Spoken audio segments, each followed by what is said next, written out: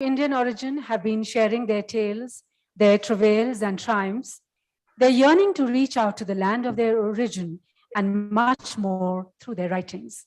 These are making waves not only in their countries of settlement, but back home in India as well. And plenty of young and aspiring writers are inspired by the books of authors of Indian origin.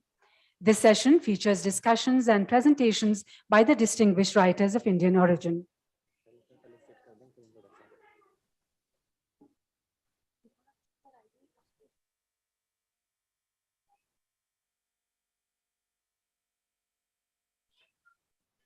Chairing this session is Shri Vijay Shashadriji, who is from USA, and I would also request all the other panelists here, welcome all of them, and I request Dr. Rao, Secretary Sahitya Academy, to welcome our panel, Shri Vijay Shashadriji, Shri Abhay K, who's here from Madagascar, Ms. Anuranjan, who's here from South Africa, Srimati Divya Mathur is from UK, and Srimati Pushpita Avasthi is from Netherlands. And greetings from Dr. Rao for Srimati Chitra Banerjee, Srimati Manjula Padmanabhan, and Srimati Sunitra Gupta. So let me now have the pleasure of introducing briefly all our eminent panel. Shri Vijay Shashadriji was born in Bangalore and grew up in American Midwest. His collections of poems are Wild Kingdom, The Long Meadow, Three Sections, The Disappearances, and That Was Now, This Is Then. And he has also published dozens of essays, memoir fragments, and reviews. His work has been recognized with many honors, including the Pulitzer Prize for Poetry. He lives in Brooklyn, New York, and teaches at Sarah Lawrence College. Welcome, sir. We would also like to welcome Shri Abhay K, who is from Madagascar. He's the author of 10 poetry books, including Monsoon, The Magic of Madagascar, The Alphabets of Latin America, and the editor of the book of Bihari literature, and the Bloomsbury Book of Great Indian Love Poems are among others. His translations of Kalidasa's Meghdut and Ritu Samhara from Sanskrit won KLF Poetry Book of the Year Award in 2021. His translation of the first Maghai novel, Fool Bahadur, is forthcoming. We also have with us Srimati Anuranjan. She is an Indian Foreign Service officer. She joined as Consul General of India, Edinburgh, in December 2016. After joining the Indian Foreign Service, she has served in Indian missions in Jakarta, Kathmandu in various capacities, and as Consul General of India in Birganj, Nepal, and Consul General of India in Edinburgh, UK. At the Ministry of External Affairs, she was desk officer for Myanmar and partly for Sri Lanka. And we also have online with us Srimati Chitra Banerjee Divakaruni. She is an award-winning author, poet, activist, and teacher. She is the author of 20 books, such as A Mistress of Spices, Sister of My Heart, Olinda Girl, Before We Visit the Goddess, and Palace of Illusions, The Forest of Enchantments, and so on. She has translated, all her books have been translated in 29 languages, including Dutch, Hebrew, Japanese, Hungarian, Turkish, Hindi, and Bengali. Her awards include American Book Award, Penn Josephine Miles Award, Premio Scano Light of India Award, and in 2015, the Economic Times included her in the list of 20 most influential global Indian women. Let me also introduce Srimati Divya Mathur. She's much acclaimed author, translator, and editor. She has published 8 collections of poems and stories, edited 6 collections of stories and poems. Her novel, Tête-à-Tête, is included in the graduation curriculum of Delhi University. Founder of Vatayan UK, Asha Foundation, Fellow of the Royal Society of Arts and British Library, Divya Mathur has been awarded Padma Bhushan. Moturi Satyananda Award, Arts Council of England's Innovation Award, and Vanamali Katha Samman, Senior Program Officer of the Nehru Center. She's been in London for over 25 years. She has been Vice Chairman of the World Hindi Sammelan, UK, Hindi Samiti, and Katha, UK. We also have online with us Srimati Manjula Padmanabhan. Welcome, ma'am. She's an author, playwright, artist, and cartoonist. She grew up in Europe and South Asia, returning to India as a teenager. Her plays include Lights Out and The Meeting Game Show. Her play Harvest won the first ever Onassis Award for Theatre in 1997 in Greece. She writes a weekly column and draws a weekly comic strip in Chennai's Business Line. We also have with us Srimati Pushpita Avasthi. She's a noted writer in Hindi. She has more than 60 publications to her credit, many of which were translated into a number of world languages. She was heading the Hindi department of the J. Krishnamurti Foundation. She was also the first secretary of the Indian Cultural Center of the Embassy of India in Suriname in the year 2001. She was associated with the 7th World Hindi Conference held at Varanasi. And last but not the least, we have Srimati Sunitra Gupta. She is a novelist and professor of theoretical epidemiology at the University of Oxford with an interest in infectious disease agents that are responsible for malaria, HIV, influenza, and bacterial meningitis. She has been awarded the Scientific Medal by the Zoological Society of London and the Royal Society Rosalind Franklin Award for her scientific research. She's been honored with the Sahitya Academy Award, the Southern Arts Literature Prize, and was shortlisted for the Crossword Award. So these are our members of the eminent panel. And without any further ado, I hand over the session to Shri Vijay Shashadriji.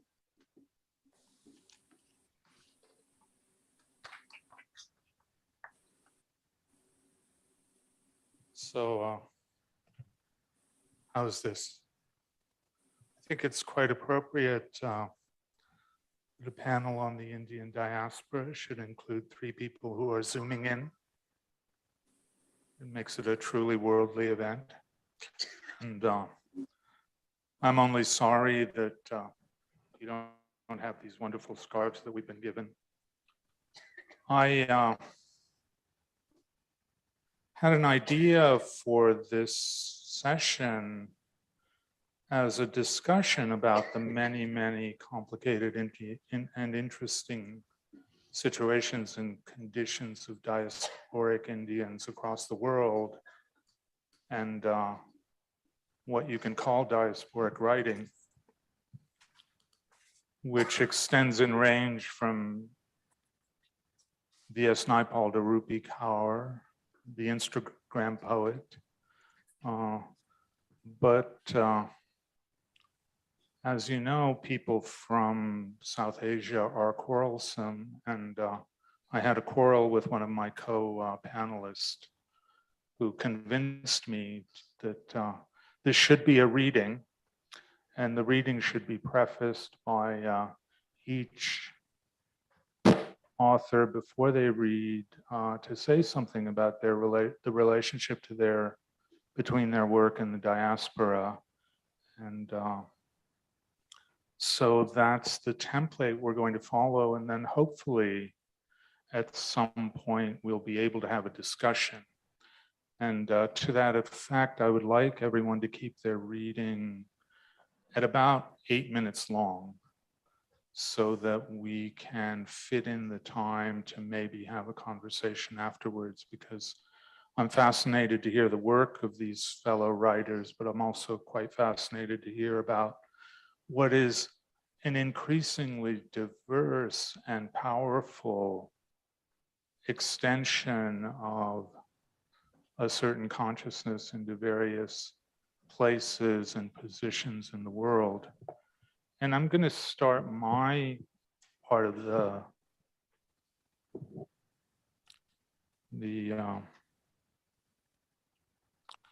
proceedings by reading a couple of poems that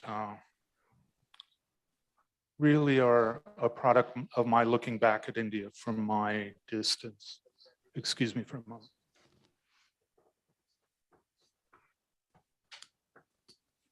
I dropped this little piece of paper. And then we're going to read in the same order in which we were introduced.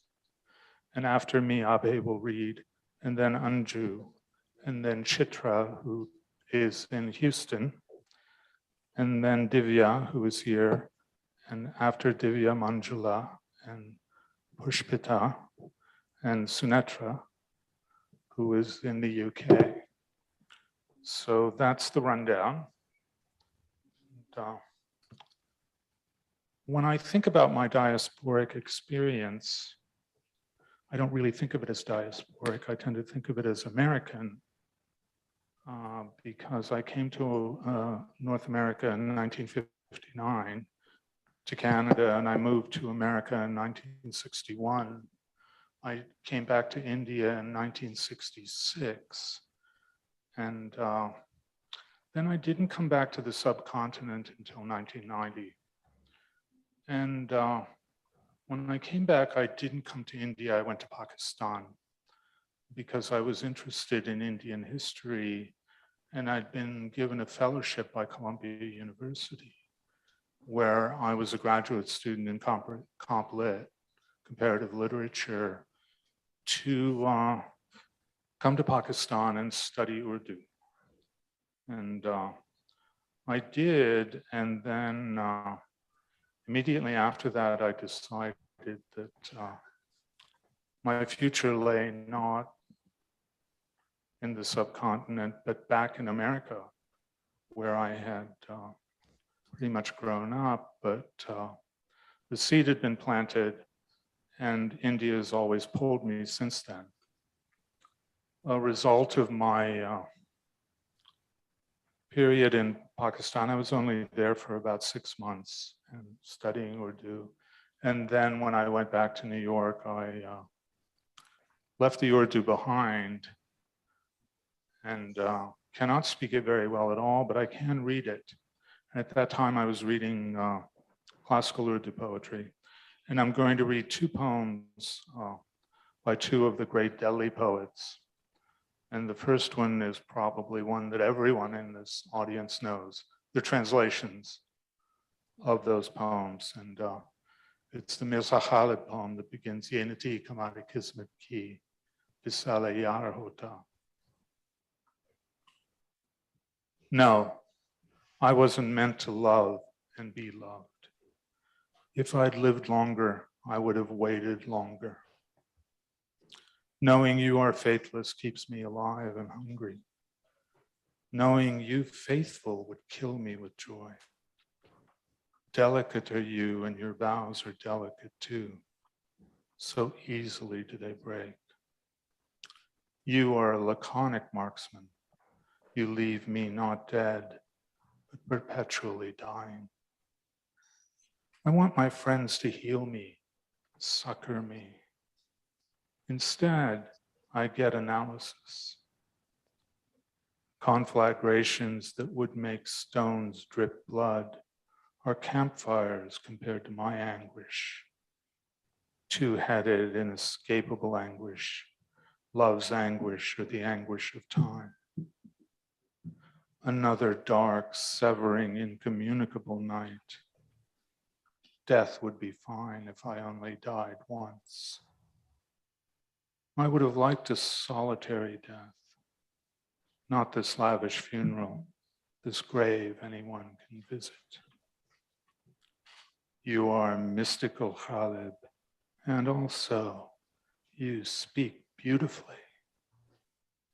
Are you a saint or just drunk as usual? Thank you. But please don't clap after the rest. The poet Billy Collins, very funny American poet, who was the poet laureate, asked people not to clap after each poem because he said, well, if you clap more for one poem than another, it makes that poem feel bad.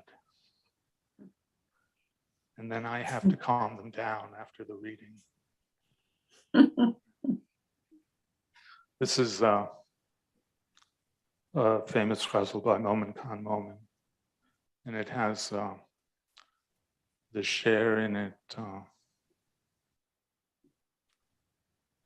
mere paas hote ho gaya, jab koi dusra nahi hota," which Khalid said was the most beautiful share in the Urdu language.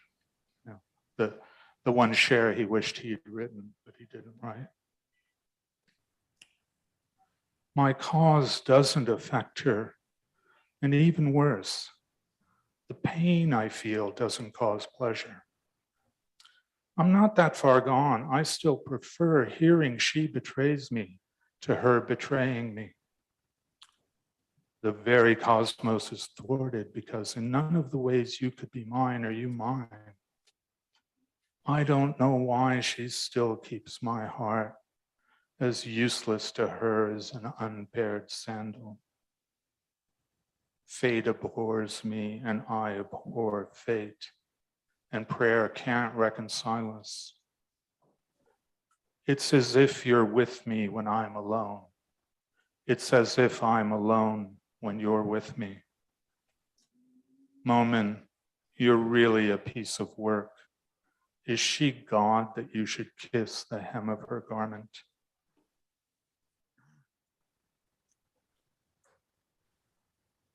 And the last poem I'm going to read is, and the poem is the title poem of my book, The Long Meadow. And it's based on an incident in the Mahabharata, and I should warn you ahead of time that I've distorted the incident significantly. The Long Meadow.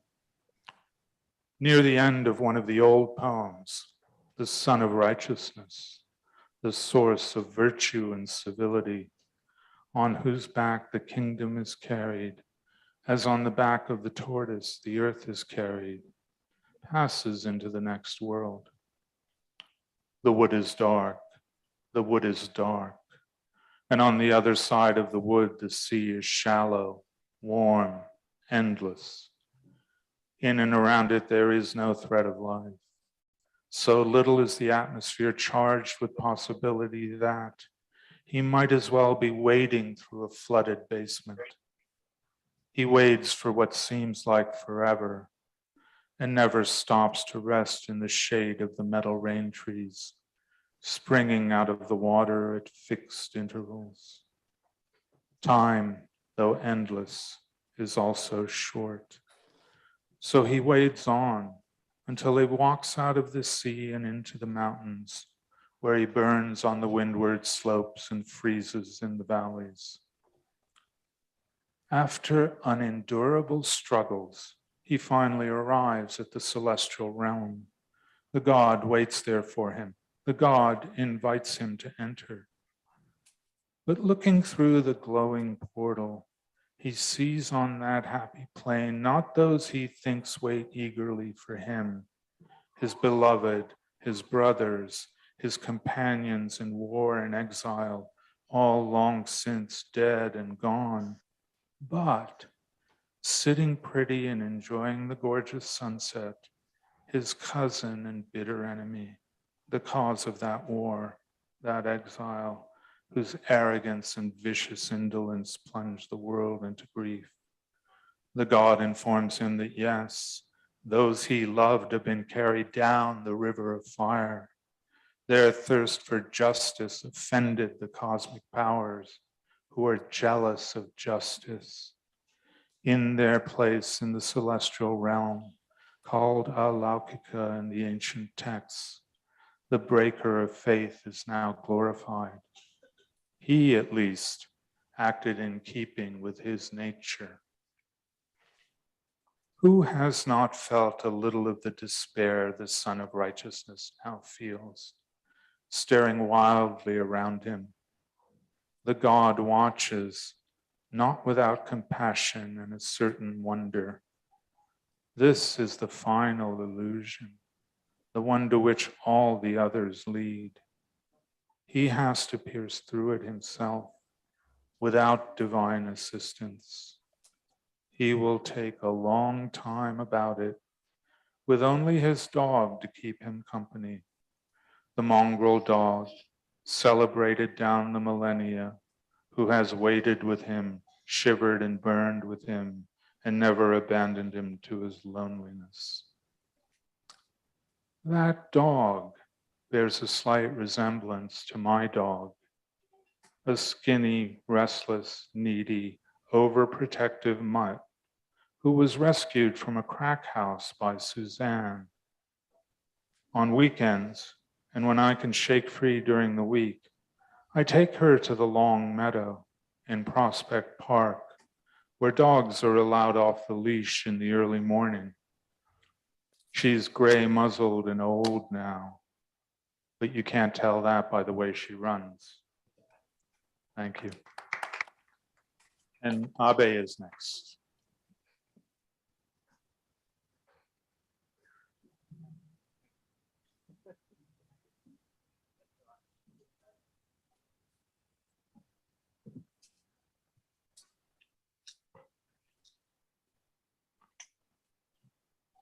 Thank you, Vijay, for your treat of poetry.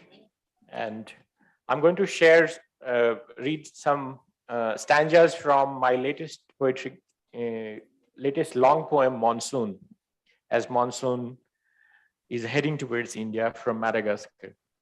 Just to give you a little bit background, that monsoon actually, which you experience here, it originates way south in the Indian Ocean, in a place called Mascarene High, which is very close to Madagascar. And then it travels all the way up, crosses the equator, passes through these islands like Reunion, Mauritius, Seychelles, Comoros, Zanzibar, Maldives, Sri Lanka.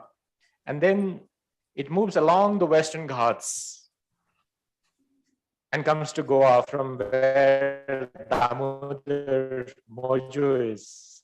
Thank you for being here. And the second, and comes all the way to Delhi and to Shimla, and it goes all the way up north in the Himalayas. And the second part moves through the Andaman Sea Bay of Bengal and goes all the way north and turns again left, passes through Nepal, Tibet, and then comes near Delhi and merges with it. So just to give you a little bit of the path of the monsoon. And this poem follows that path. And why I am going to read this poem, because this poem ocean is an ocean with many islands, and many Indians from various Indian states, Gujarat, Bihar, Tamil Nadu, Kerala, and so many other places, they live in these islands, and monsoon unites them. So here it is. Can you please knock when my time is over so that I can? I wake up with your thoughts, your fragrance reaching me all the way from the Himalayas to the island of Madagascar, brought by monsoon from the blessed Himalayan valley to the hills of Antananarivo on its return journey. I dream of you every night. The shimmering dawn snatches my dreams, but the morning bridge comes whispering your name, permeating my being with your thoughts, only your thoughts, my love. I am far away in this Indian Ocean island, yearning for your touch, gazing at the moon, Venus, and myriad star gazing at them too. I wait for the monsoon to be born, to send you sights, sounds, and aroma of this island. Redolent of vanilla, cloves, ylang-ylang, and herbs of various kinds. O monsoon, wave-like mass of air, the primeval traveler from the sea to the land in summer, go to my love in the paradisical Himalayan valley. For eons, you have ferried traders across the Indian Ocean, guided the legendary Sindbad and Vasco da Gama, and brought wealth and joy to millions. Your absence, alas, brings famine and death.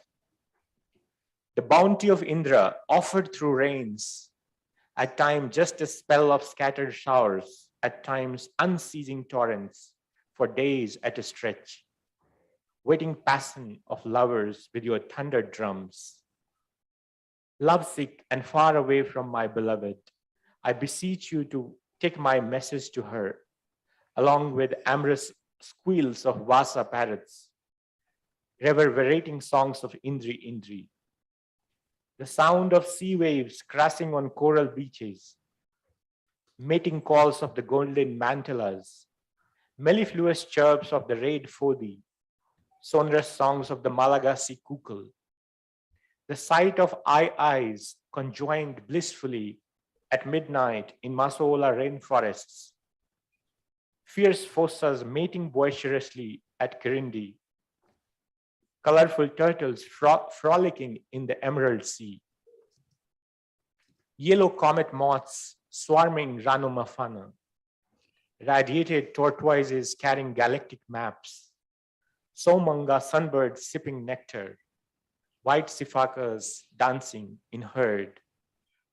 ring-tailed lemurs feasting on baobab flowers, Vasa parrots courting their mates, painted butterflies fluttering over fresh blossoms, blooming jacarandas painting the sky purple. Travelers' palms stretching their arms in prayer, baobabs meditating like ascetics turned upside down, giraffe-necked red beavers necking their mates, fragrant champa flowers, galaxies on the earth, colorful Mahafali tombs dotting the countryside, erotic Sakalava sculptures arousing longings in mind, innumerable sculpted rock temples at Isal, each one a homage to Lord Pashupatinath. The rich dialect of the old Gujarati, still spoken here with great zeal. O monsoon, I urge you to carry these to my love in the pristine Himalayan valley. As you glide over the Indian Ocean, gently caressing her curvaceous body, the humpback whales will amuse you with their mating songs. And I'll read a little bit about Goa so that the audience, this is for those who are from. You will be received in Kerala in June with great pageant and ceremony. People will be anxiously waiting for a glimpse of your thunder and lightning. Peasants staring at the unyielding sky, priests performing puja, chanting mantras, musicians playing rag Megh Malhar, virgins immersed waist deep in reservoirs to seduce you. Western Ghats will stand in the way of your gusty winds, forcing you to ascend, cool, condense, and pour. Then their parched lips will rise to kiss your perfumed bridge. Offer them your lips in return. You will break in rapture at Agumbe, watching the sun set in the Arabian Sea. The sea will turn red as if the sea goddess is menstruating, old water mixing with the new, fish breeding. Hot and sultry Goa, scorched by a blazing sun, will devour the nectar of your raindrops. Fishermen will catch lobster and fish of various kinds, abundant in the sea. Long summer will come to an end. Parched earth will be satiated with your incessant downpour. Palms will sway in your blustery winds. Goans will dance and celebrate. Fishermen will mend nets and repair boats. Fisherwomen will gather crayfish and shrimp, unable to face your waves in the open sea. Elephanta caves will reverberate with your swift winds. Lord Shiva will come alive and play his damru. Hearing your thunder drums, he will rush out in the rain and perform Ananda Tandav with Parvati.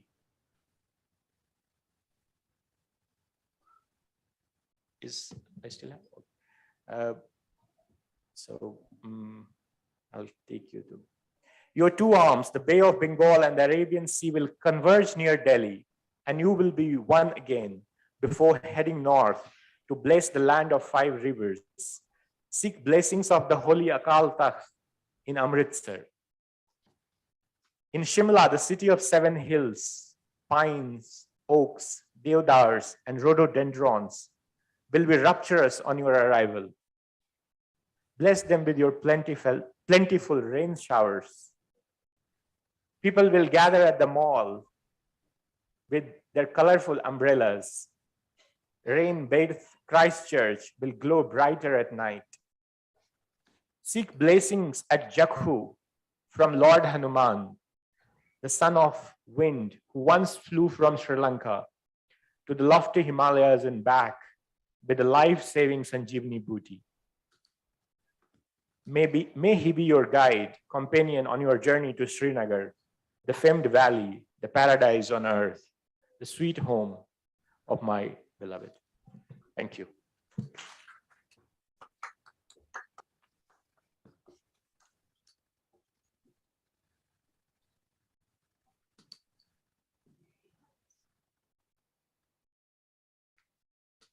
And next, Chitra will join us on Zoom.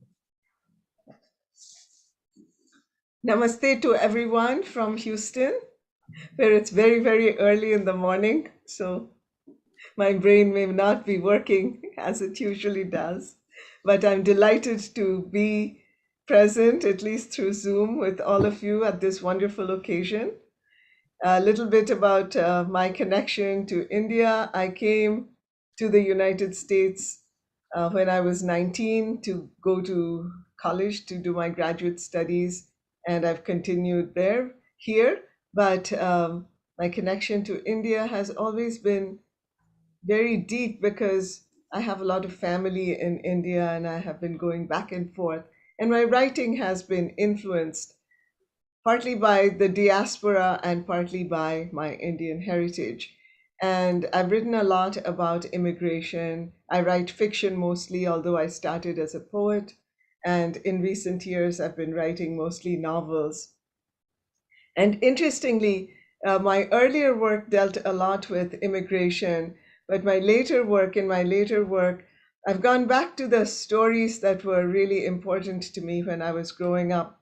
And so in a novel like The Palace of Illusions, I've gone back and revisited the story of Draupadi in the Mahabharata. And more recently, in The Forest of Enchantments, I have revisited the story of Sita in the Ramayana as I have imagined her telling her own story. And my latest novel, from which I'll read a passage, is titled The Last Queen. And this is the story of Maharani Jinda Kaur, who is the wife of Maharaja Ranjit Singh, and her very adventurous life as she rose from being the daughter of a dog trainer to becoming Maharaja Ranjit Singh's favorite and last wife. She is the one who fights after his death when her son, Dalip Singh, when he becomes a king, and he's only about 5 years old, she becomes queen regent and fights her courtiers and the British very valorously in an attempt to keep the kingdom together. So I will start by reading from The Last Queen. And then I'll end by reading a passage from The Forest of Enchantments. I'm going to read this right from the beginning. At the beginning is the prologue, It is a dramatic moment in the life of Maharani Jinda and in the life of Punjab, and actually in the life of India, because Punjab is one of the last free kingdoms left in India at this time, which is 1839. Lahore, 1839. Jinda hasn't slept for 2 nights now, waiting by the sick bed of Maharaja Ranjit Singh, along with his other wives. They've recited the Guru Granth Sahib until their throats are raw. Birth and death are subject to the command of the Lord's will. He who believes in the name becomes victorious. They've given away their finest Kashmiri shawls, jewels, cows, horses, elephants, sacks of gold coins. Jinda doesn't own as much as the other queens. She came to her marriage empty-handed and has never cared to cajole gifts from her husband. But she too has gifted a triple-stranded gold necklace to the Jagannath temple, hoping for the recovery of the Sarkar, as his people lovingly call him. She kneels on the marble floor, grateful for the stone's coolness, and rests her head against the carved gold bedpost. As the Maharaja's youngest wife and his favorite, she's allowed certain liberties. The other women sit straight-spined, palms joined stiffly. Some of them send her cutting glances from under their veils. She doesn't care. It's stuffy in this room with too much whispering. Too much whispering, too many people. Hindustani Veds, European physicians, the senior courtiers, servants, priests, pankha pullers, and of course the wives, covered from head to foot as custom dictates. Above her head, the canopy bears down, a solid sheet of beaten gold. It oppresses her. Surely it oppresses the Maharaja too. He'd prefer to lie on the roof, she knows, in sight of the stars, as was his pleasure on summer nights. He'd breathe better there in the open, with the city which he conquered and made his own, stretching out beneath him.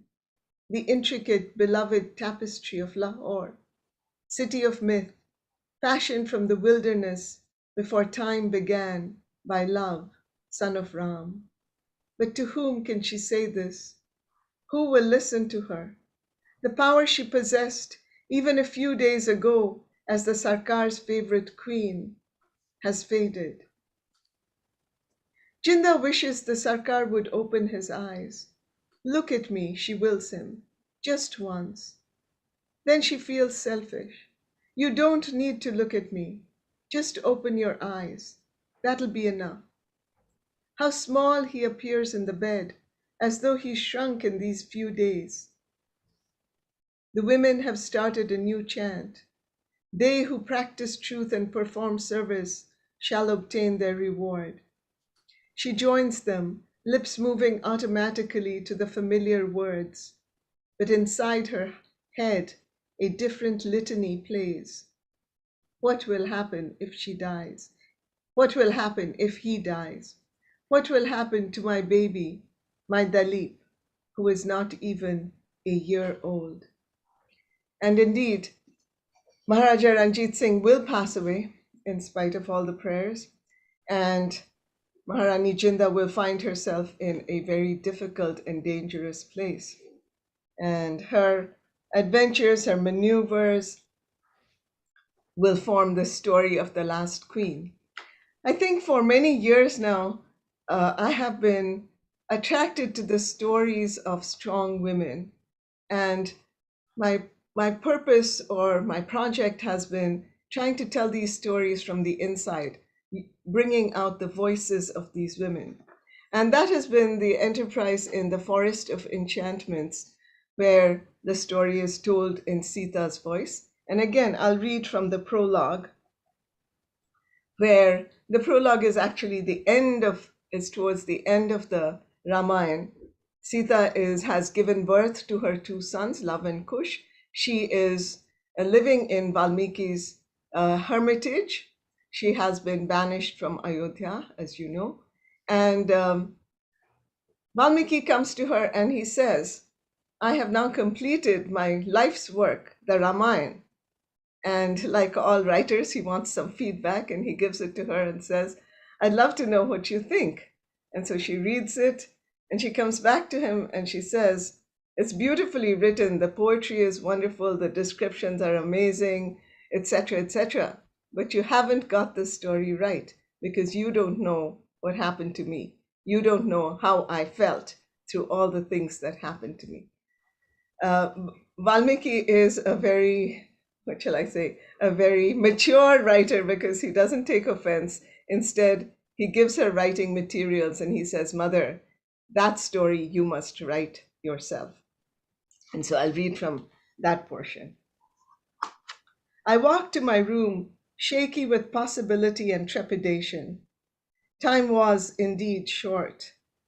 All these years, my husband, Ram, yes, to my chagrin, I still thought of him as such, had left me alone to raise my sons, allowing me, if not happiness, at least a tenuous peace.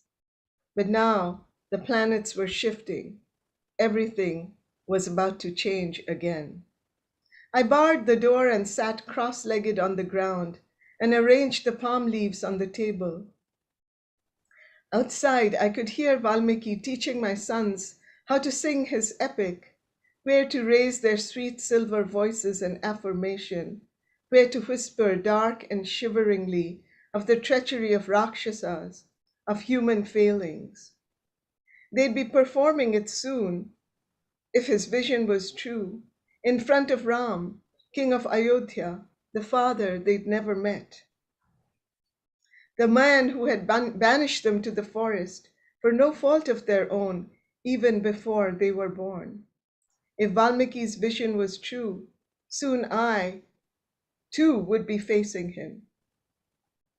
Ram, monarch, father, warrior, husband, the beloved who abandoned me when I needed him most, my greatest joy and my greatest despair. But I had a task to complete before that.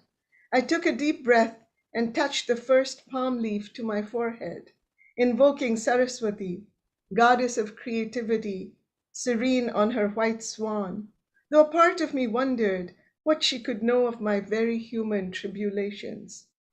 I unplugged the ink pot and was startled to see the color the sage had chosen for me, red. But of course, how else could I write my story except in the color of menstruation and childbirth, the color of the marriage mark that changes women's lives, the color of the flowers of the Ashoka tree under which I had spent my years of captivity in the palace of the demon king. I picked up the quill and closed my eyes. I knew what I must do. Travel back to the beginning, to the moment I met Ram, become again the girl I'd been on that day, burnished with innocence, believing that goodness and love were armor enough. That was where I had to start. But as I dipped my quill into the ink pot, they rose inside me, voices, some clamoring, some tentative, some whispering, so that I had to still my breath to hear them. Kaikeyi, second queen of Ayodhya, who wrested our throne from us out of blind devotion to her son, only to be hated by him for it. Ahalya, her beauty turned to stone by a husband's jealous fury. Surpanakha, wild enchantress of the forest, whose gravest crime was to desire the wrong man. Mandodari, wife to the legendary demon king, forced to watch her kingdom fall into ruin and her beloved son perish because of her husband's obsession with another woman. Urmila, my sweet sister, the forgotten one, the one I left behind as I set off with blithe ignorance on my forest adventure with my husband. Write our story too, for always we've been pushed into corners, trivialized, misunderstood, blamed, forgotten, or maligned and used as cautionary tales. Yes, I said to them, yes, I'll write your stories as best as I can, for without them, mine can't be complete. I set quill to leaf. In a red ink I began to write, in crooked, effortful lettering, because it had been so long since I'd composed anything, the Sitayan. And that is the forest of enchantments. It's the Sitayan, and in it, all the stories of the women are given center stage. Thank you.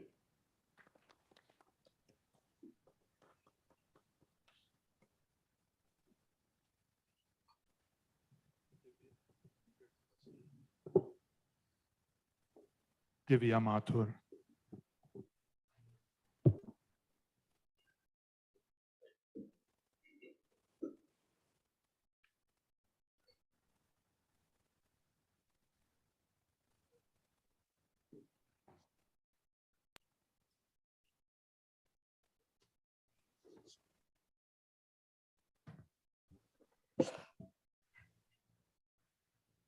मैं हिंदी में बोलूँगी क्योंकि मेरा जो विषय था वो था प्रवासी महिला प्रवासी लेखिकाएं हिंदी की।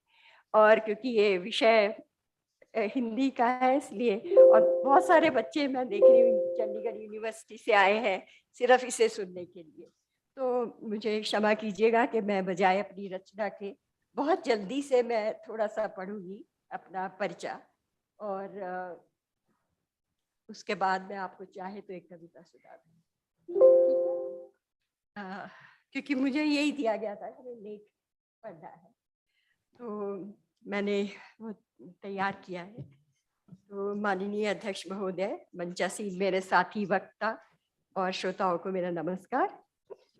मुझे आमंत्रित करने के लिए साहित्य अकेडमी और भारतीय सांस्कृतिक संबंध परिषद का भी हार्दिक धन्यवाद। समय क्योंकि कम है इसलिए मैं अपनी बात पावर पॉइंट प्रेजेंटेशन के माध्यम से दिखाना चाहती हूँ, क्योंकि एक तस्वीर 1000 शब्द के बराबर होती है।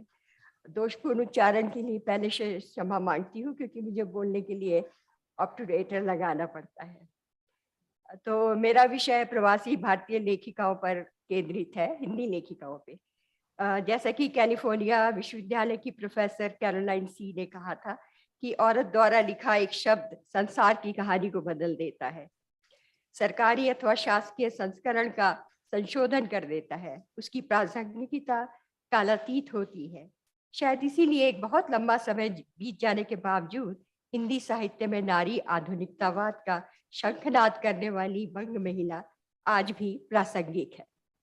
तो मैंने इनको कहा है कि जल्दी जल्दी ये दिखा दें जो जिनके विषय में मैं बोलना चाहती थी, पर क्योंकि अब समय नहीं है तो आप सिर्फ देख लीजिए कि मैं क्या करती हूँ। और मैंने बहुत सारी पुस्तकों का अनुवाद किया है अंग्रेजी और हिंदी में, तो ये सब महिलाएं हैं और ये सब किताबें हैं उनकी, और उनके बारे में मैं बोलूँगी नहीं क्योंकि समय बहुत कम है। तो नारी का अधिकारवाद आज भी एक समस्या बना हुआ है और इस लड़ाई में लेखिकाओं की स्वयं एक बहुत बड़ी जिम्मेदारी है। तो यही कारण है कि मैंने अपनी पुस्तकों के संपादन में सदा लेखिकाओं को वरीयता दी है। वैसे भी विदेशों में पुरुष लेखक अल्प है, महिलाओं की अपेक्षा उनकी मल्टीटास्किंग स्किल भी अल्प होती है शायद इसलिए। खैर, दफ्तरों और कंपनियों में धनोपार्जन में व्यस्त हिंदी भाषियों की कला संस्कृति के प्रति उदासीनता तो एक बड़ा कारण है ही। प्रवास में कविता तो एक लंबे समय से लिखी जा रही है, कभी भी हजारों की संख्या में है। मेरे अपने 7 कविता संग्रह प्रकाशित है और पिछले 20 वर्षों में मैंने 5 प्रवासी लेखकों की कहानी और काव्य संग्रहों का संपादन किया है, किंतु कविता की बात कभी फिर 1985 में जब मैं लंदन आई तो भारतीय उच्चायोग और नेहरू केंद्र में नौकरी करने के बावजूद सालों मेरी मुलाकात किसी हिंदी लेखक से नहीं हुई। काफी खोज के बाद मुझे कुछ ब्रिटिश भारतीय लेखकों के विषय में जानकारी मिली कि वे सब अंग्रेजी या उर्दू में लिख रहे थे, जैसे रुखसाना अहमद, गोपा बेकर, फारूक ढोंडी, यास्मीन अली भाई ब्राउन, फिरोज मुखर्जी, लक्ष्मी होमस्ट्रॉम, रंजना एश, केतकी कुमारी डायसन, मोहनी नून इत्यादि। हमारा सौभाग्य है कि आज सुनेत्रा गुप्ता हमारे बीच में है, जिनसे मैं 92-93 में मिली थी जब गोपाल गांधी जी वहां पर थे। ऐसा नहीं है कि 90 में दशक से पहले प्रवासी हिंदी लेखिकाएं मौन थी।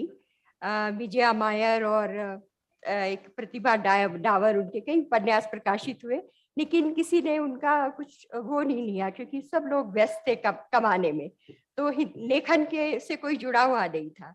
और उस दौरान प्रवासी भारतीय लेखन में कमी के कारणों पर एक बड़ी लंबी चर्चा हो सकती है, लेकिन इस विषयांतर हो जाएगा, इसलिए अभी मैं वापस लौटती हूँ कि 1999 में विश्व हिंदी सम्मेलन लंदन के दौरान मुझे भारत से निमंत्रित बहुत से लेखकों से जुड़ने का मौका मिला। इसी वर्ष उषा राजेश सक्सेना द्वारा संपादित कहानी संग्रह मिट्टी की सुगंध प्रकाशित हुआ, जिसमें यूके के 17 लेखकों की कहानियां संकलित थी। एक दो अपवाद को छोड़कर इनमें से कोई किसी भी लेखक का कोई कहानी संग्रह या कविता संग्रह तब तक प्रकाशित नहीं हुआ था। तो डॉक्टर उषा प्रियमता और डॉक्टर सुषुम मेदी को कौन नहीं जानता, वो सब लोग अमेरिका में वो लिख रही थी, वो पहले से ही दिल्ली से ही लिख रही थी और लोग उनसे परिचित थे और बड़े फलक पर उनके ऊपर रिसर्च और पढ़ा लिखा जा रहा था उनका रचनाएं। यूके में पढ़ना लिखना तो दूर, हिंदी के साहित्य के विषय में कोई बात भी नहीं करता था। और जो जानते थे, जैसे बीबीसी वाले और विश्वविद्यालयों में जो पढ़ा रहे थे हिंदी, उनका किसी से जनता से लेना देना नहीं था। जो भी बड़े यहाँ से कभी आते थे लेखक, वो लोग उनसे मिलके चले जाते थे, जनता से कोई नहीं मिलता था। और एक नेहरू केंद्र में एक आयोजित एक रिसेप्शन में मैंने सलमान रश्दी को कहते सुना कि हिंदी साहित्य में कुछ विशेष नहीं रचा जा रहा। तो मुझे बहुत गुस्सा आया। मैंने तभी सोचा, तब मेरा कुछ लेना देना नहीं था संपादन से, तो मैंने सोचा कि ये तो बहुत गलत बात है कि हमें एक ये लंबी कहानी है, फिर कभी, पर मैंने अनुवाद में उतरी और मैंने 1998 और 2002 में कहानी संग्रहों का प्रकाशन संपादन करना शुरू किया।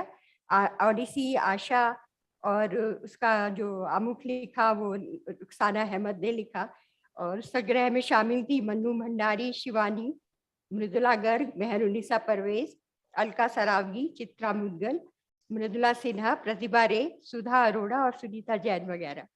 उसके बाद हिंदी भाषी मित्रों ने कहा कि अब हमें भी पढ़ना है कुछ, तो अंग्रेजी में कुछ करो। तो फिर मैंने आशा प्रकाशित किया, जिसमें अंग्रेजी में हिंदी की कहानियों का अनुवाद था, और इसका जरबानू गिफ्ट ने आमुख लिखा, और इसमें अनिता देसाई, प्रतिभा रे, उषा प्रियमदा, सुषुम बेदी, नवनीता देवसेन जैसी बहुत बड़ी लेखिकाओं के साथ कुछ नई लेखिकाएं भी थी, जैसे नीरजा भार्गव, वायु नायडू, पन्ना नायक, ये सब लोग नई लेखिकाएं इसमें सम्मिलित थी। और कहा इसके विषय के बारे में कहूँ तो भारतीय प्रेमी या पति पर भरोसा करे ना करे, उस तरह के विषय होते थे तब। दूसरी औरतों से संबंधों को नजरअंदाज कर दे या नहीं करे, और परिवार से अलग होकर नई जिंदगी बनाने की कोशिश करे। प्रवास में भारत के 30 त्योहार, विवाहोत्सव अथवा जन्म मरण पर यादों की पिटारी खुल जाती है। तो इस कहानी के विषय कुछ इस तरह के होते थे।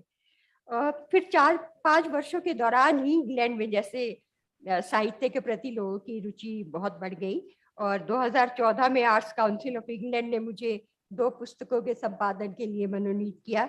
तो मुझे लगा कि यहाँ हिंदी के साहित्य के प्रति लोगों की रुचि बढ़ रही है, और मैं दोबारा एक बार फिर बड़े जोर शोर से फिर से लग गई कहानियों के अनुवाद और कहानियों के अनुवाद करने में। और उसके बाद देसी गर्ल्स के नाम से ये एक संग्रह हुआ अंग्रेजी में कहानियों का, जिसमें Canada, Denmark, Norway, England, America और संयुक्त अरब अमीरात आदि देशों की 22 लेखिकाएं सम्मिलित है उस कहानी संग्रह में। और इसका आमुख लिखा मोहनी कैंट ने, जिन्होंने कहा कि महिला लिप के बाद से 5 दशकों में इस आंदोलन ने काफी प्रगति की है। इस संकलन की नायिकाएं उच्च शिक्षा प्राप्त और अपने पेशों में अनोखी उपलब्धियों को प्राप्त करने के बावजूद अपने रहन सहन में अपनी परंपराओं और मर्यादाओं को निभाते हुए देसी छवि का आभास देती है। 2017 में हुआ मेरा अगला प्रवासी महिला कहानीकारों का सबसे बड़ा कहानी संग्रह एक सफर साथ साथ, जिसकी भूमिका फ्रेंचेस्का ऑर्सिनी ने लिखी, जो लंदन यूनिवर्सिटी में प्रोफेसर थी। और उन्होंने कहा कि संग्रह के जरिए हम लेखिकाओं के सरोकारों तथा कथा शैली से रूबरू होने के साथ साथ यह भी जानते हैं कि वेस्ट में पढ़ने लिखने वाली प्रथम पीढ़ी की प्रवासी भारतीय महिलाएं क्या महसूस कर रही है। यह प्रवासी जीवन का रचनात्मक इतिहास प्रस्तुत करती है जिसे संघर्ष से गुजरी महिलाओं ने तराशा है। इसलिए इसकी संदिग्धता प्रामाणिकता संदेह से परे है। फ्रांसिस्का की यह आपत्ति कि सालों विदेश में रहने के बावजूद प्रवासी भारतीय बदलते नहीं है। मैं ये कहूंगी कि किसी भी व्यक्ति के लिए अपनी भाषा और संस्कृति को भूलना इतना आसान नहीं होता। तभी तो साउथ हॉल में बसे पंजाबी और वेम्बली में बसे गुजराती अथवा ईस्ट लंदन में बसे बंगाली 50 साल से भी अंग्रेज नहीं बन पाए। तो भारतीय ही क्यों, अगर हम पोलिश, पारसी, रूसी आदि लोगों को लें तो वो अपनी तरह से ही चलते हैं। उनके इलाकों की दुकानों में उन्हीं के स्वादानुसार चीजें बनती है और वो वही अपनी भाषाएं भी बोलते हैं। तो प्रवासी साहित्य की जिन विशेषताओं, स्मृति, अस्मिता के सवाल, स्त्री विमर्श और पीढ़ियों के संघर्ष, द्वंद्व, सभ्यता मूलक अंतर्द्वंद, रंगभेदता, यंत्रार्थ, जिसकी भी चर्चा होती है वो सब इस कहानियों के विषय रहे हैं। तो मैं इसके बारे में कहानियों के बारे में नहीं अभी बोलूंगी। जाहिर है कि कई कहानियों में इंग्लिश का दिलचस्प प्रयोग होता है, इंग्लिश के शब्द बहुत मिलते हैं और कई पूर्व पश्चिम के टकसाली पूर्वाग्रहों को ये झकझोरती है। भूमंडलीकरण के सिक्के का दूसरा प्रभाव भी दिखाती है, जहां विदेश जाकर बसने का नतीजा अनवरत तुलना और नैतिक आकलन तो होता ही है। समय तेजी से बदल रहा है, कहानियों में कुछ नए विषय उठाए जा रहे हैं, भाषा, शैली, अंदाज और तेवर बदल रहे हैं, विदेशी संस्कृति और जीवन शैली पर आधारित कहानियां भी लिखी जा रही हैं। ऐसी कहानियां कम देखने को मिलती हैं जिनमें प्रवासी भारतीय और विदेशी पात्रों के रिश्ते का आकलन नैतिकता के मापदंड से नहीं होता। तो कुछ नॉवेल्स के बारे में कहूँ तो एक डॉक्टर पुष्पिता अवस्थी का एक नया उपन्यास आया है अभी, छिन्न मूल, जो बाकी पुस्तकों से थोड़ा भिन्न है और जीवंत है, क्योंकि सूरीनाम, गयाना और ट्रिनिदाद देशों के भारतवंशियों की 4 पीढ़ियों से जीवन से पुष्पिता जी पर परिचय है उनका। और मेरा उपन्यास है शाम भर बातें, जो यूजीसी के स्नातक पाठ्यक्रम में शामिल किया गया है दिल्ली यूनिवर्सिटी पे। वो विदेश में बसे भारतीयों के जीवन के अनन्य पहलू उजागर करने के अतिरिक्त विदेश की व्यवस्थाओं का भी जिक्र करता है। तो अंत में मैं यही कहना चाहूंगी कि विमेंस लिब ने 5 दशकों में काफी प्रगति की है। अफगानिस्तान से लेकर अमेरिका के बीच के जमीनों में भूरे रंग के कई रंग हैं, जैसा कि सार्वजनिक पथराव और बलात्कार को युद्ध के हथियार के रूप में इस्तेमाल करने का मामला है। अंगूठे के नियम वाक्यांश की उत्पत्ति एक ऐसे कानून में निहित है जो एक छड़ी की अधिकतम मोटाई को सीमित करता है, जिसके साथ एक आदमी अपनी पत्नी को मार सकता है।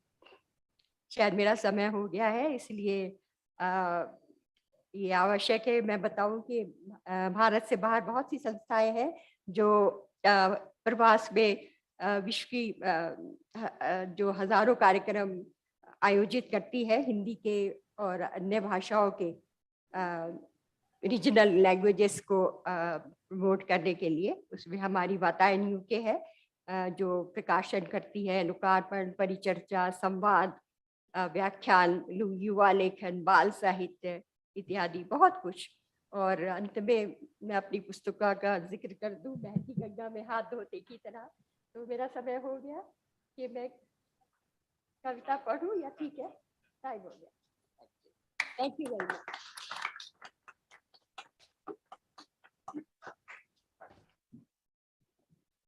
Next, we have Manjula from America.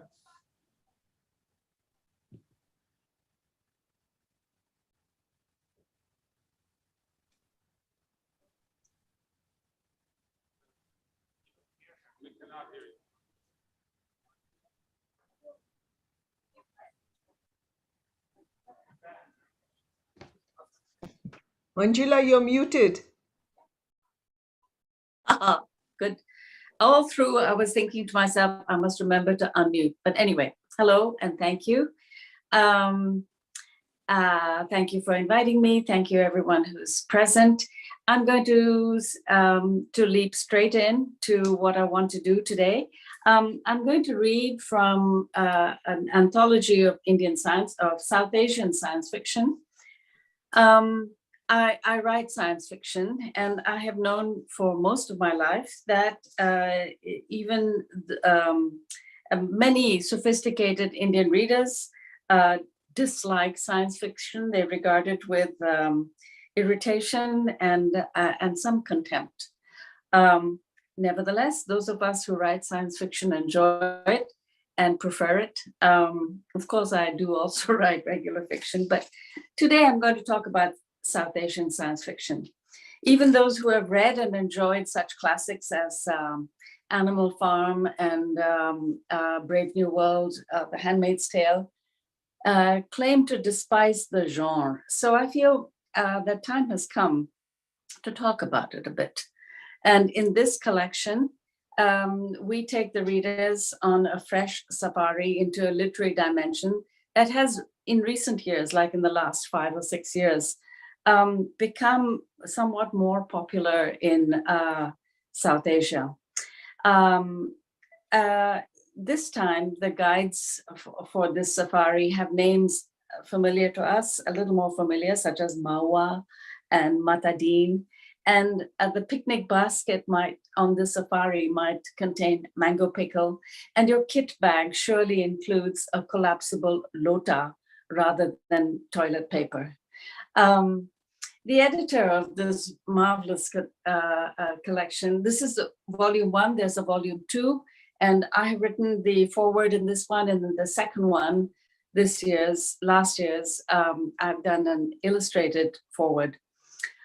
Editor Tarun Saint, in his introduction, provides an excellent foundation for thoughts on the subject of science fiction in general and the South Asian variant in particular. He introduces us to the stories and poems that fill these pages while providing some answers as to the why of the genre. Why do we write science fiction? And why has it earned its place in literature? And why it should be of interest to the general reader. I think it's worth noting that the ratio of men to women in this collection, including translators and poets, is roughly 2 to 1. The domain of science fiction has been largely dismissive towards women, though it's changing, both as creators and as characters within the writing. This makes it all the more remarkable that Begum Rokeya Sakhawat Hossain of what is now Bangladesh published her novella Sultana's Dream about a futuristic feminist utopia in 1905. The majority of stories in this book are about ideas and ideals that might be of interest to anyone, anywhere, expressed through the perspectives of those, that is, people like us, those who have so far been presented as exotics in science fiction. For instance, if a character called Arjuna saves the planet from plundering extraterrestrials, his cultural DNA will only be recognized by fellow South Asians.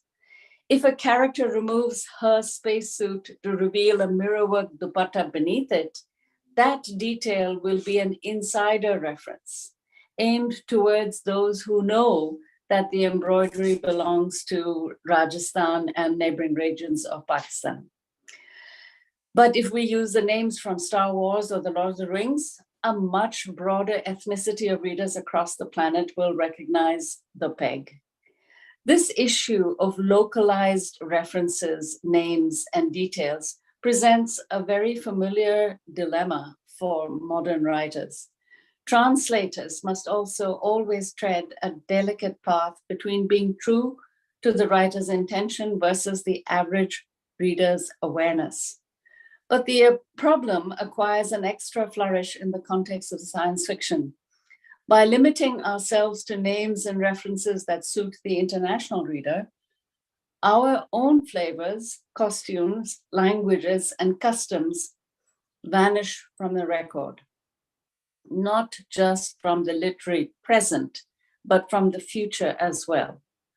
By typically choosing to avoid the arena of science fiction as writers and imagineers, many South Asian writers have in some ways effectively doomed ourselves to being the turbaned and or sari-clad bit players in the future fictions of others. For example, in the television serial Lost in Space, which appeared on Netflix, a family bearing recognizably South Asian names makes an appearance in mid-season. They speak in the accents of modern-day Britons. Why? Because in today's world, a Tandoori accent in a serial that's not about South Asians could result in the producers being accused of racial typecasting. So, following this kind of logic, in a space drama about a group of multi-ethnic future humans, we, that is South Asians, are assigned the accents of our British colonizers in order to avoid being transformed into caricatures of ourselves. After all, this is just a fragment. We live in an era when only a thin membrane separates science fiction from science fact. Some of us are living in the digital otherworlds of our parents' nightmares. Some of us are fighting wars at the boundaries of countries we can no longer name. Some of us are being treated by virtual doctors who visit us on our smartphones. Some of us are finding love in the glow of laptop screens. And while some of us read about these alternative realities in fear or in wonder, a small handful of us is writing about these hopes, these journeys, these fictions, these truths. Thank you.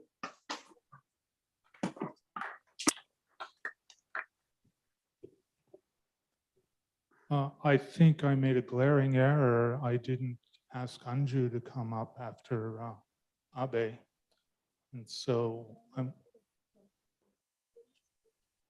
very sorry. But Anju Ranjan is going to read now.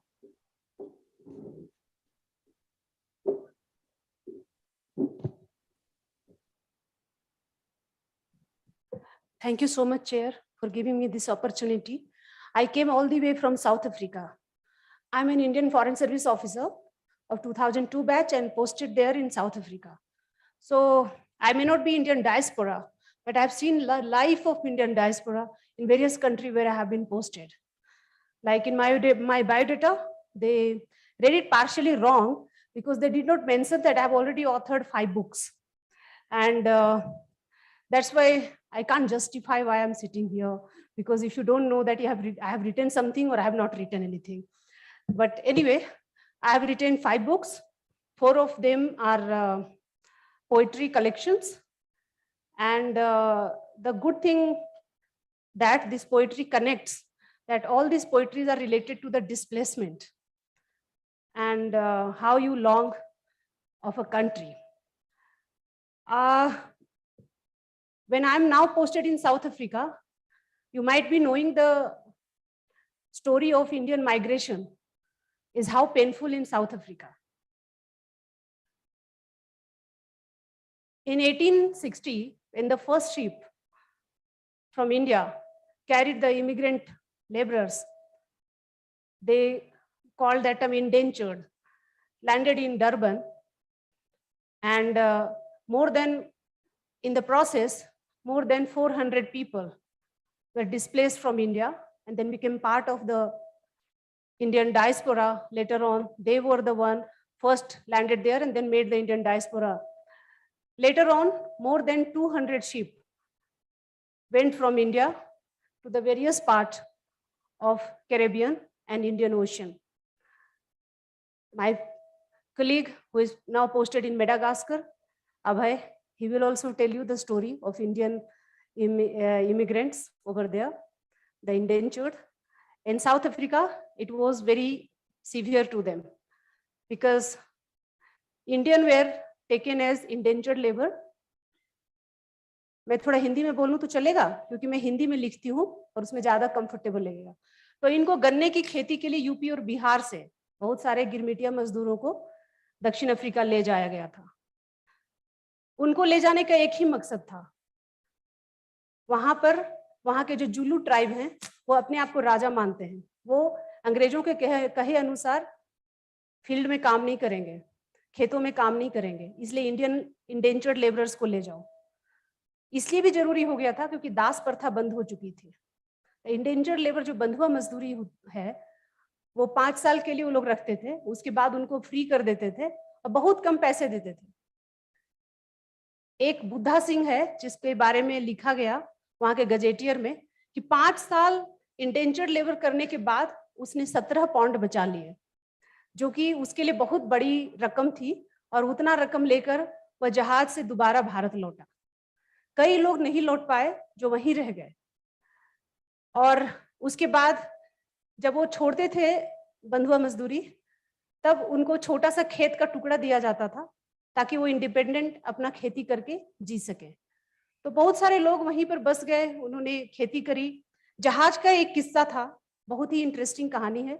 जहाज पे mostly India से lower middle class के लोग जाते थे, नीची जाति के लोग जाते थे। तो एक जहाज पर एक लड़का और एक लड़की गए। लड़की के पिताजी का देहांत हो गया जहाज पर।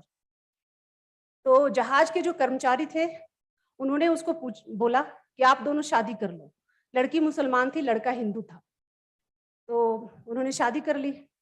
अब जब वो उतरते हैं तब वहां क्या रखे, अपना धर्म कौन सा रखे, हिंदू रखे या मुसलमान रखे। तो फिर से एक डायलेमा आया। तब उन्होंने कहा कि आप ऐसे करिए, आप क्रिश्चियन धर्म अपना लीजिए। तो वो दोनों क्रिश्चियन बन गए। तो इस तरह से जो लॉस ऑफ आइडेंटिटी हुआ है, मैं ये कहना चाह रही हूँ, जो इंडियन डायस्पोरा के लेखन में जो लॉस ऑफ आइडेंटिटी है वो दिखाई देती है। और 1860 में पहला शिप जाता है, उसके 100 साल बाद वहां पर पहला कहानी संग्रह और पहला नॉवेल पब्लिश होता है 1960 में, बिलोवेड आई मॉर्न यू। तो कहानी संग्रह का नाम है, अनुसुईया की कहानी संग्रह है। ये बहुत ही पॉपुलर है और बहुत अच्छी अच्छी कहानियां हैं उसमें। आपको याद होगा कि महात्मा गांधी जब गए थे दक्षिण अफ्रीका तब एक और इंटरेस्टिंग बात हुई जो मैं बताना चाहती हूँ। हालांकि वो डायस्पोरा के गैमेट में नहीं है जो आज हम बात कर रहे हैं, पर ये हम चाहते हैं कि जो गिने चुने 2-4 दर्शक हमें सुन रहे हैं कम से कम वो छोड़ के ना जाएं इसीलिए ये कहानी बतानी जरूरी है। तो कहते हैं कि जोहानसबर्ग सिर्फ 5 साल में बन के तैयार हुआ। जोहानसबर्ग जो 100 किलोमीटर लंबा और 90 किलोमीटर चौड़ा शहर है, आप 100 किलोमीटर ड्राइव करेंगे तब भी आप जोहानसबर्ग में भी रहेंगे। इस तरह का इतना बड़ा शहर सिर्फ 5 साल में बन के तैयार हुआ। महात्मा गांधी जब पहली बार वहां पर 1879 में गए तब वो शहर ऑलमोस्ट बन चुका था। 1891 तक वो पूरा शहर बन के कंप्लीट हो गया था। तो उन्होंने कहा कि मैंने दुनिया का फास्टेस्ट बिल्डिंग सिटी जोहानसबर्ग बन के तैयार हुआ। लेकिन जोहानसबर्ग से क्या कनेक्शन है डायस्पोरा का, मैं ये अब आती हूँ। वो सड़क बनाने के लिए भारतीय मजदूरों का इस्तेमाल किया गया। तो भारतीय मजदूर उस सड़क पे जब काम कर रहे थे तो उनको ब्लडी डैम फूल करके उनसे काम कराया जाता। उनको कहा गया कि जल्दी जल्दी ये सड़क का निर्माण होना है। आपको याद होगा उसी समय गोल्ड रीफ सिटी से 40 किलोमीटर लंबी एक गोल्ड की चट्टान मिली। इतनी बड़ी गोल्ड पाई गई वहां, इसके चलते वो शहर इतना जल्दी बसा क्योंकि बहुत सारा पैसा आ गया उन लोगों के पास। तो दोनों तरफ से गोल्ड की चट्टान 2 कंपनी ने खोदना शुरू किया। जब ये फेस टू फेस आए तब जाकर के गोल्ड का डिगिंग रुका वहां पर। तो जब गोल्ड का ओर निकाला, जब उन्होंने उसका चट्टान निकाला तो कई जो चट्टान थे उसका जो अयस्क था वो बहुत कम था, मतलब मेकिंग चार्जेस बहुत अधिक हो जाता गोल्ड एक्सट्रैक्ट करने के लिए। तो भारतीय मजदूरों को कहा गया कि ये जो गोल्ड डस्ट है उसको बिछा के यहाँ की सड़कें बनाओ। इसलिए ये कहा जाता है कि जोहानसबर्ग की सड़कें सोने से मढ़ी हुई है। ये मैं बताना चाहती थी। और सोने से मढ़ी हुई हमारे पूर्वजों के खून पसीने से बनी हुई सड़क है, इसलिए जब मैं जोहानिसबर्ग की सड़कों पे चलती हूँ तो मैं बहुत अधिकार से चलती हूँ, क्योंकि ये हमारे पूर्वजों ने बनाया है ये सड़क। तो इसी तरह से बहुत सारे जो महात्मा गांधी वहां थे, तो वहां पर जब महात्मा गांधी पहुंचे तब उन्होंने देखा कि भाषा का तो लोप हो चुका है। भारतीय बहुत जगहों से पहुंचे थे, यूपी से, बिहार से, वो बोल तो पाते थे लेकिन अधिकांश लोग अनपढ़ थे, तो वो लिख नहीं पाते थे। ओके, तो वो लिख नहीं पाते थे। तो महात्मा गांधी ने वहां पर हिंदी प्रचारणी सभा पहली बार दक्षिण अफ्रीका में उन्होंने स्थापित किया और विभिन्न भाषाओं को उन्होंने खुद तमिल सीखना शुरू किया, तमिल पढ़ाना शुरू किया। वहीं पर उन्होंने टॉल्स्टॉय फार्म बनाया जहां पर भारतीयों के लिए पहली बार आंदोलन किया गया, जो कि इंडियन पास लॉ के खिलाफ था और जो माइंस के मजदूरों को जो 3 पाउंड देना पड़ता था उसके खिलाफ, ये पोल टैक्स के खिलाफ इस तरह के आंदोलन हुए। तो पहली बार उन्होंने इंडियन को 19वीं शताब्दी में जोड़ा। उसके बाद वहां पर थोड़ा बहुत भाषा का विकास हुआ। वहां के लेखन में आपको एक चीज बहुत ये से देखने को मिलेगा कि जो क्वेस्ट है, भारत के प्रति जो लगाव है और जो बिछुड़ने का दर्द है, वो वहां के लेखन में दिखता है। चाहे अश्विन देसाई को ले लें, जो बहुत बड़े लेखक हैं, हिस्ट्री के और सोशियो पॉलिटिकल लेखन करते हैं। इनसाइड इंडियन इंडेंचर, वो उस पत्नी के माध्यम से एक कहानी कहते हैं जिसकी पत्नी भारत में रह गई और वो वहां पे फोर्स किया गया दूसरी शादी कर देने के लिए, तो उसकी पत्नी यहाँ पर क्या फील करती है। तो इस तरह की कहानी इनसाइड इंडियन इंडेंचर में उन्होंने लिखी है। इसी तरह महात्मा गांधी की फैमिली ने बहुत सारी किताबें लिखी हैं, जैसे being under the shadow of Mahatma, जो उनकी पोती है सीता धुपेलिया, उन्होंने लिखी है। From cane field to freedom, ये किताब उन्होंने उमा धुपेलिया ने लिखी है, जो उनकी पड़ पोती हैं। And it is an historical account of 160 years Indian indenture in south Africa. तो ये सब किताबें आपको पढ़नी चाहिए। मेरी अंत में मैं विस्थापन के ऊपर एक कविता पढ़ करके अपनी बात खत्म करना चाहती हूँ। समय बहुत कम है इसलिए मैं ठीक से कंक्लूड नहीं कर पाई, पर दक्षिण अफ्रीका में जो साइन मिलते हैं, जो क्वेस्ट है उनको रूट को ढूंढने का, अपनी जड़ों से जुड़ने का और उसके बारे में जो लिखने का, वो निरंतर जारी है। कविता का शीर्षक है हवाई जहाज।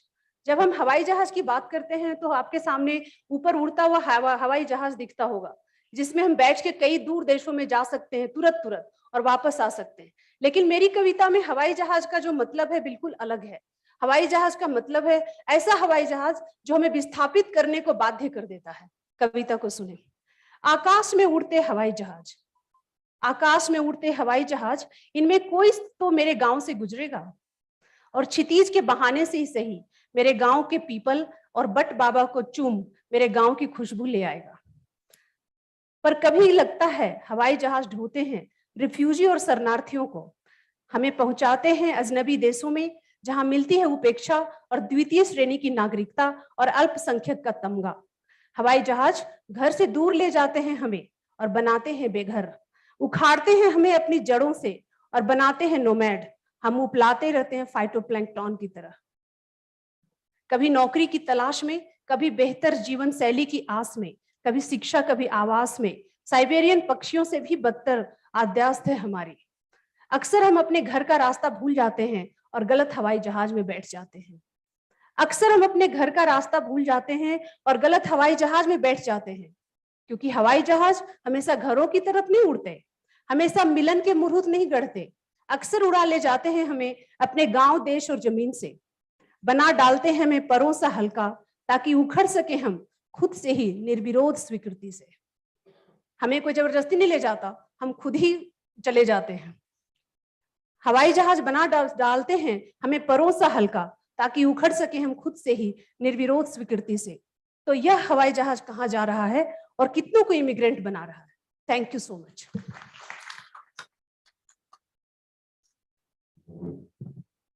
Next we have Pushpita Swati from the Netherlands. मित्रों नमस्कार। सत्यमेव जयते की वसुंधरा से हम लोग स्वाधीनता का ये अमृत महोत्सव मना रहे हैं। इसके लिए साहित्य अकादमी के प्रति आभार व्यक्त करते हुए मैं अपनी बात शुरू करती हूँ। और मेरी ये बात भारतीय डायस्पोरा के बारे में प्रवासी भारतीयों का जो पूरा इतिहास है उसमें से बहुत से हिस्से आपने दिव्या माथुर जी से सुना, जिन्होंने की बहुत ही विस्तार से हिंदुस्तानी और भारतीय लेखिकाओं के संदर्भ में आपको और उनकी कृतियों के बारे में विस्तार से जानकारी दी। अभी तक जो आपने सुना उसको बहुत संक्षेप में करते हुए हम बताएंगे, जिससे कि प्रवासी भारतीय साहित्य का स्वरूप आपके सामने बहुत ही संक्षिप्त शब्दों में स्पष्ट हो सके और आप लोग इसे समझ सके कि वस्तुतः क्या है। जब कार्यक्रम शुरू हुआ तो हमारे अध्यक्ष महोदय ने और अभय जी ने अपनी कविताएं अंग्रेजी में पढ़ी, फिर चित्रा जी से और मंजुला जी से आपने अंग्रेजी में उनके साहित्य को सुना। हमारा भारतीय प्रवासी साहित्य अंग्रेजी में लिखा जा रहा है भारत से बाहर, और इसके साथ साथ जिस तरह से भारतवर्ष के प्रदेशों में उन प्रदेश की भाषाओं में साहित्य लिखा जा रहा है, जो पिछले कल से आप लोग बहुत से आयोजनों में सुन रहे हैं, उसी तरह से भारत की प्रादेशिक भाषाओं में भारत से बाहर भी साहित्य लिखा जा रहा है प्रवासी भारतीयों के द्वारा, जो कन्नड़ से हैं या जो चेन्नई से, जो तमिलनाडु से हैं, कर्नाटक से हैं, उड़ीसा से हैं, बंगाल से हैं, महाराष्ट्र से हैं। इन प्रदेशों से गए हुए भारत के लोग भी प्रवासी भारतीय साहित्य लेखन कर रहे हैं। इसके अलावा आपने अंजू जी की अभी रचनाएं सुनी।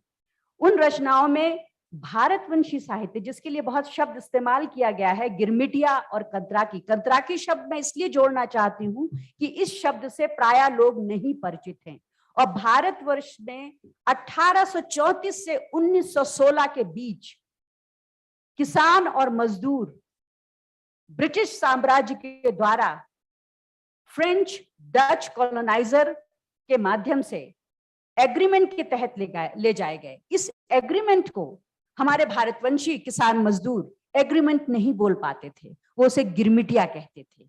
एग्रीमेंट, गिरमिटिया शब्द एग्रीमेंट का अपभ्रंश रूप है। लेकिन कुछ सालों के बाद ब्रिटिश सरकार ने हमारे किसान मजदूरों को डच सरकार के साथ मिलकर जो कॉन्ट्रैक्ट बनाया, उस कॉन्ट्रैक्ट के तहत उन्हें कैरेबियाई देशों में उलीच फेंका। जब वो वहां गए तो वहां जाने के बाद उनको कॉन्ट्रैक्ट के अंतर्गत ले जाया गया, और वो कॉन्ट्रैक्ट नहीं बोल पाते थे। कॉन्ट्रैक्ट का अपभ्रंश उन्होंने गढ़ा, अपभ्रंश रूप उसका कंत्राक।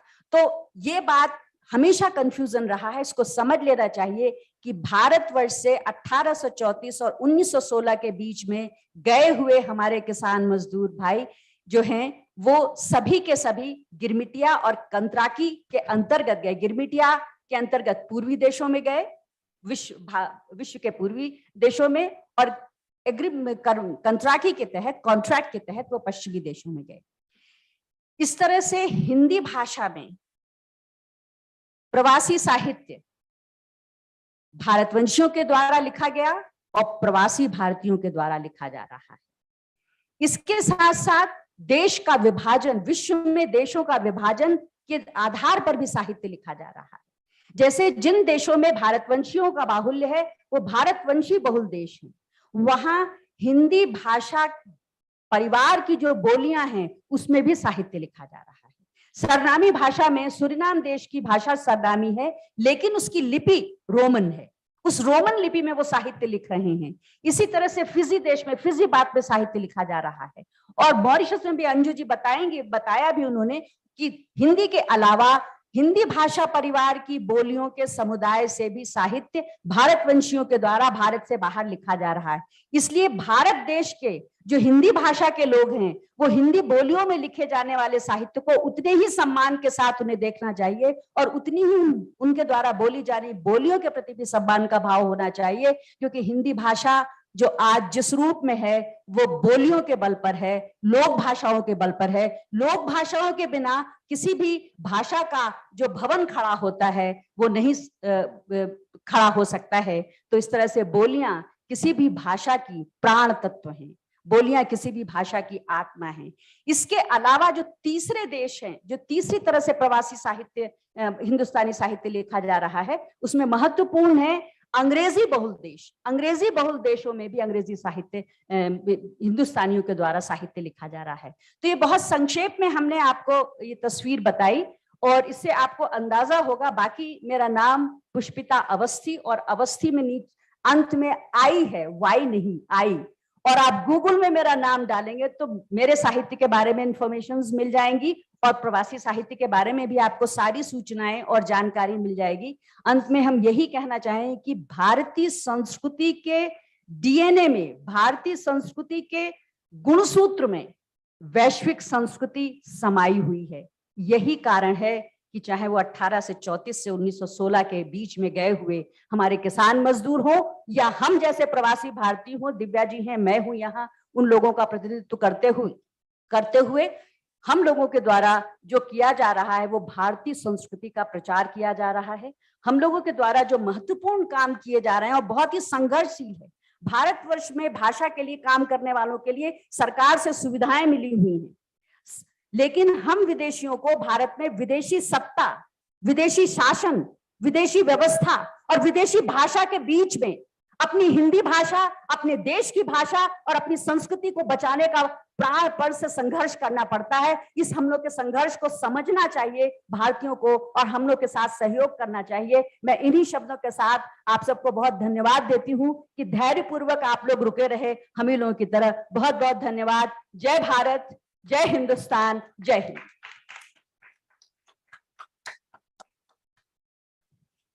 Our last reader is Sunitra Gupta from the UK.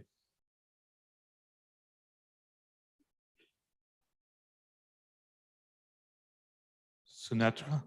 Hi, yes, I'm sorry about that. I had to deal with something because I didn't expect to run over this late. Thank you so much for asking me to speak. It's a real privilege. Well, what can I say? I'm going to read just the first few pages from the last book I published, which was over 10 years ago, which is called So Good in Black. I have been living in the UK and before that in the US for a very long time now. But I suppose I don't really think in terms of, am I part of a diaspora or anything? I mean, I have always thought of myself as being part of an international community of scholars, intellectuals, if you like. That's what my father was, and he taught African history in Calcutta. That's mostly where I grew up. Bengali is my first language. I come from a tradition of both Bengali modernism and international modernism. I feel I happen to be living in Oxford now, but I don't have any sense of having left India or indeed, being separated from my culture, which is very much the Bengali culture, certainly of the 70s and the 80s. I feel a continuity there. So, but yes, so what I feel actually somewhat disconnected from is current traditions in literature.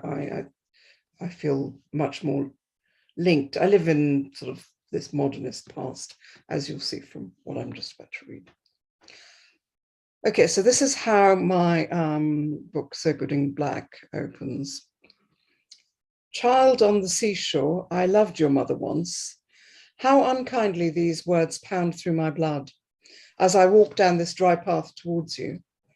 How cruelly they beat their rhythm within me, as though already relentlessly rehearsed. I halt at the low iron gate that separates the garden from the beach.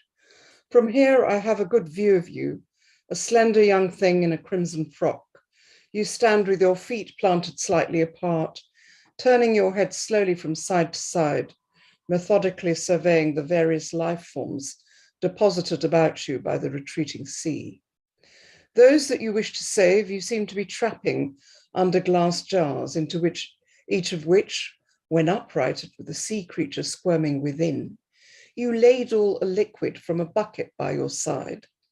Seawater, perhaps, or some other kind of nourishing brine. A dog barks, causes you to look briefly over your shoulder. I catch a glimpse of your delicate features, your large, quiet eyes. My head reels. Again, I feel a sickening familiarity with this precise moment, as if it might somehow already be embossed upon the meager felt of my imagination, a moment such as this. Footsteps behind me and then his voice. Max, is it you? He asks. Yes, Byron, it is, I reply softly. How did you get here? By car with Piers. Piers is here? Yes, Piers is here. I see, he says. The afternoon sun sends forth a faintly acrid light. The waves spread and sink like the wings of birds, leaving their skeletons ridged upon the thin sand. Byron takes his pipe out of his mouth and uses it to point to the girl. Ella's daughter, he says, but perhaps you'd already guessed that. I thought she might be, I tell him. He lights a match, and for an instant I'm mesmerized, as I have been so often, by the grandeur of his most ordinary movements. For a brief second, I am set free from the circumstances of this visit. And then the flame sputters and dies, and with it, the vision. I think I know why you are here, says Byron. I was afraid you would say that, I reply. It's not quite what you think it is, Max, he says. I hadn't quite had the time to form an opinion yet about any of this, I confess to him miserably. You were never a man for having opinions, were you? Says Byron Mullick. Now, that's the piece I'm going to read, and perhaps what I'd like you to note is that it's set in Digha, which is a town, seaside town south of Calcutta. Originally, and Byron, which is his nickname, Byron Mullick is a Bengali man. The narrator, Max, is from New Jersey, Max Gate, and Piers, with whom he's arrived at this location, is an Irishman. Originally, I'd set all of this in Cork, in County Cork, on the coast there, but then for a variety of reasons, I shifted it to Digha.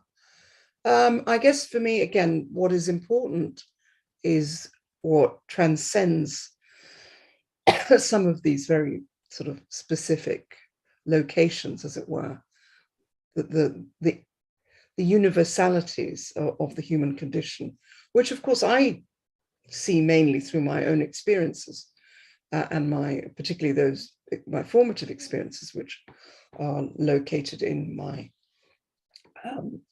Bengali, in the culture to which I continue to belong. So that's how I live as part of the diaspora. In other words, hopefully, just as I would have had I not left Calcutta. Thank you.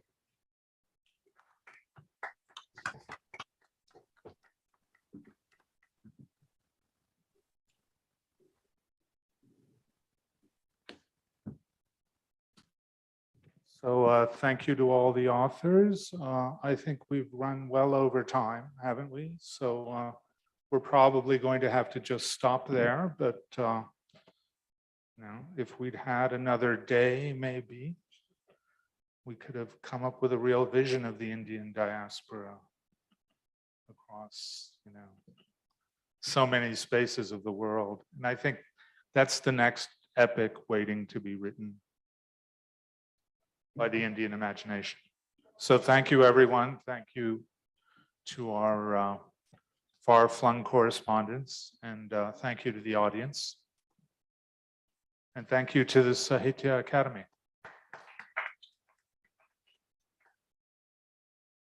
Well, technically, they belong to Indian diaspora, but their hearts live in India. Their writings have the fragrance and soul of India. And we express our gratitude to the distinguished writers who are spreading the glory of India and the Indian literature to the world. Thank you so much for this very invigorating session. Thank you. Lovely having you.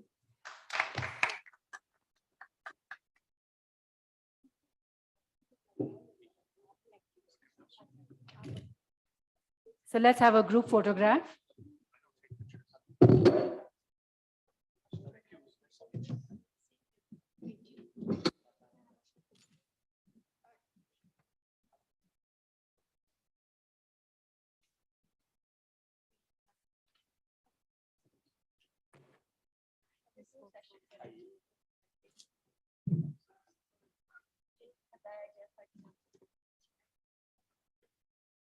Oh, right. I'm so sorry.